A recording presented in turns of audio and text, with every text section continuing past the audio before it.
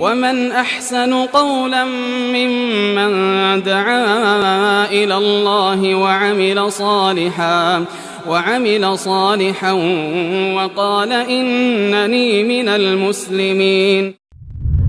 المكتب التعاوني للدعوة والإرشاد وتوعية الجاليات بأبها. الحمد لله رب العالمين، والصلاة والسلام على أشرف الأنبياء والمرسلين نبينا محمد وعلى آله وصحبه أجمعين، أما بعد. أعوذ بالله من الشيطان الرجيم، بسم الله الرحمن الرحيم. إن الدين عند الله الإسلام.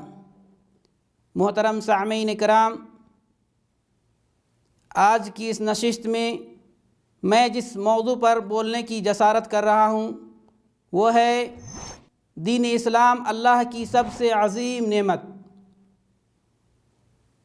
اللہ رب العالمین کا لاکھ لاکھ شکر ہے کہ اللہ رب العالمین نے ہمیں انسان بنایا اور اپنی سب سے عظیم دولت، اپنے سب سے عظیم نعمت سے نوازا، یعنی ہمیں مسلمان بنایا۔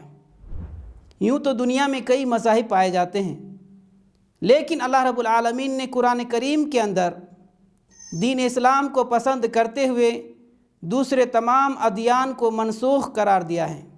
فرمایا ان الدین عند اللہ الاسلام، بے شک اللہ رب العالمین کے نزدیک دین اسلام ہی ہے۔ اس آیت کریمہ سے معلوم ہوا کہ پسندیدہ دین صرف اور صرف اسلام ہی ہے۔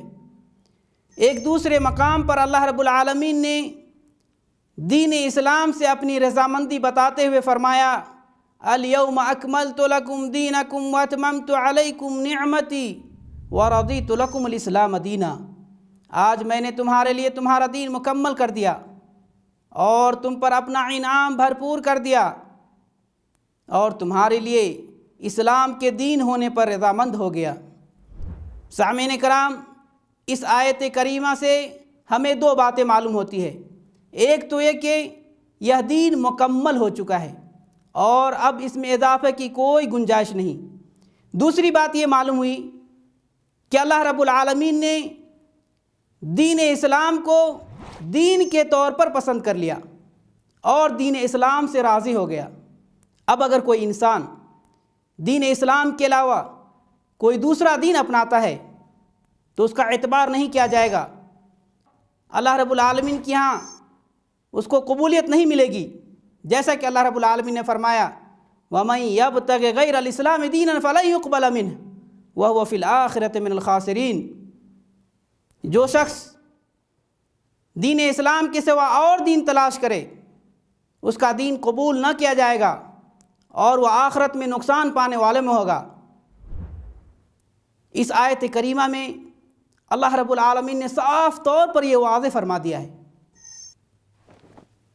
کہ دین اسلام کے علاوہ جتنے بھی ادیان، جتنے بھی مذاہب اس دنیا کے اندر پائے جاتے ہیں، اسلام کے آنے کے بعد سب کے سب منسوخ ہو گئے ہیں۔ اس لیے اللہ رب العالمین اسلام کے علاوہ کسی اور دین کو قبول نہیں کرے گا، اور اگر کوئی شخص اسلام کے علاوہ کوئی دوسرا مذہب اپناتا ہے تو آخرت میں نقصان اٹھائے گا۔ ہمیں اللہ رب العالمین کا شکر ادا کرنا چاہیے کہ اللہ رب العالمین نے ہمیں اپنی سب سے عظیم دولت سے نوازا ہے۔ اللہ رب العالمین کی اطاعت کرنی چاہیے، ہمیں صرف اور صرف اللہ رب العالمین ہی کی عبادت کرنی چاہیے، اللہ رب العالمین کی بات ماننی چاہیے۔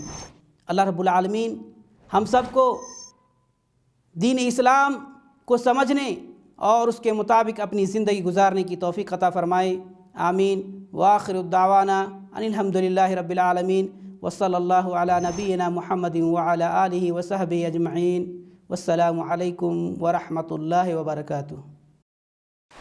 ونحمل هم هذه الجاليات بآيات الكتاب البينات، بها كم أبصروا سبل النجاة، فضجوا بالشهادة ناطقين، فضجوا بالشهادة ناطقين.